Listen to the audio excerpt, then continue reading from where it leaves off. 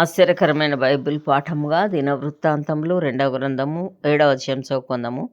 సొలొమోను తాను చేయు ప్రార్థనను ముగించినప్పుడు అగ్ని ఆకాశం నుండి దిగి దహన బలులను ఇతరమైన బలులను దహించెను. యెహోవా తేజస్సు మందిరము నిండా నిండెను. యెహోవా తేజస్సుతో మందిరము నిండినందున యాజకులు అందులో ప్రవేశింపలేకయుండిరి. అగ్నియు యెహోవా తేజస్సును మందిరము మీదికి దిగగా చూచి ఇశ్రాయేలీయులందరినూ సాష్టాంగ నమస్కారం చేసి, యెహోవా దయాళుడు, ఆయన కృప నిరంతరముండునని చెప్పి ఆయనను ఆరాధించి స్తుతించిరి. రాజును జనులందరూ యెహోవా ఎదుట బలులు అర్పించిరి. రాజైన సొలొమోను 22,000 పశువులను 1,20,000 గొర్రెలను బలులుగా అర్పించెను.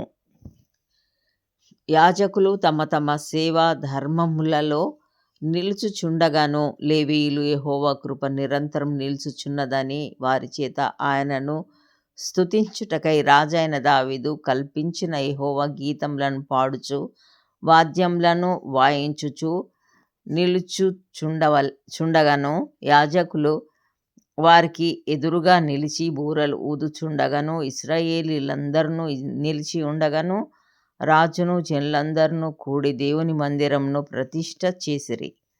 మరియు తాను చేయించిన ఇత్తడి బలిపీఠము దహన బలులకును నైవేద్యములకును క్రొవ్వుకును చాలనందున యెహోవా మందిరము ముంగిటనున్న నడిమి ఆవరణమును సొలొమోను ప్రతిష్ఠించి అక్కడ దహన బలులను సమాధాన బలి పశువుల క్రొవ్వును అర్పించెను.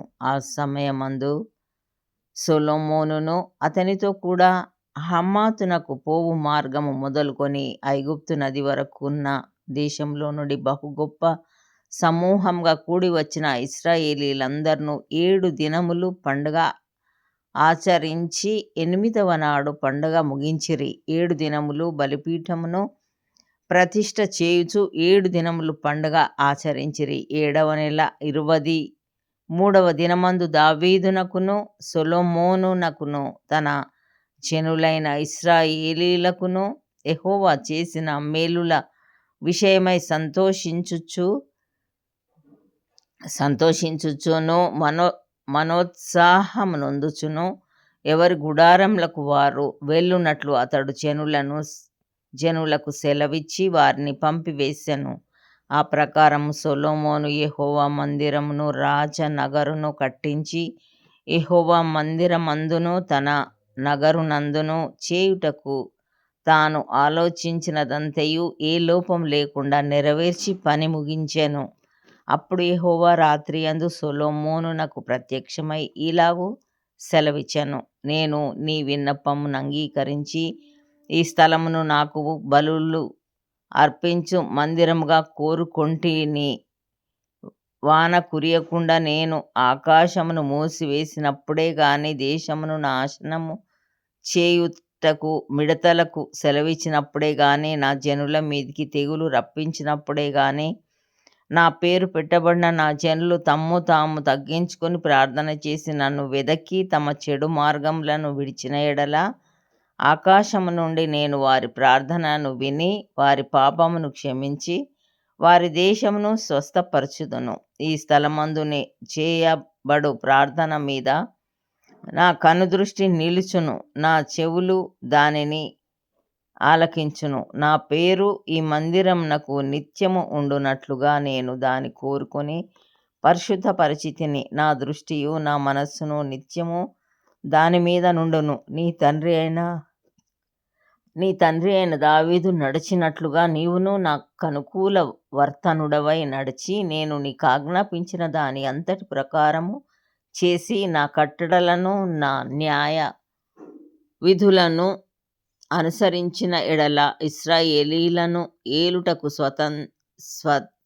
స్వసంతతి వాడు ఒకడు నీకుండకపోడని నేను నీ తండ్రి అయిన దావీదుతో చేసి ఉన్న నిబంధనను బట్టి నేను నీ రాజ్య సింహాసనమును స్థిరపరచుదును. అయితే మీరు త్రోవ తప్పి నేను మీకు నియమించిన కట్టడలను ఆజ్ఞలను విడిచి ఇతర దేవతలను అనుసరించి వాటికి పూజా నమస్కారములు చేసిన ఎడల నేను మీకిచ్చిన నా దేశంలో నుండి మిమ్మును పెళ్ళగించి నా నామమునకు నేను పరిశుద్ధ పరచిన ఈ మందిరమును నా సన్నిధి నుండి తీసివేసి సమస్త జనములలో దానిని సామెతకాస్పదముగాను నిందకాస్పదముగాను చేయుదును. అప్పుడు ప్రఖ్యాతి నొందిన ఈ మందిర మార్గమున పోవు ప్రయాణస్తులందరూ విస్మయముంది యెహోవా ఈ దేశమునకును ఈ మందిరమునకును ఎందుకు ఈ ప్రకారముగా చేసెనని అడగగా జనులు, ఈ దేశస్థులు తమ పితరులను ఐగుప్తు దేశం నుండి రప్పించిన తమ దేవుడైన యెహోవాను విసర్జించి ఇతర దేవతలను అనుసరించి వాటికి పూజా నమస్కారములు చేసినందున యెహోవా ఈ కీడంతయు వారి మీదికి రప్పించెనని ప్రత్యుత్తరమిచ్చెదరు. ఇంతటితో ఈ దినం కొరకైన బైబిల్ పాఠము సరి.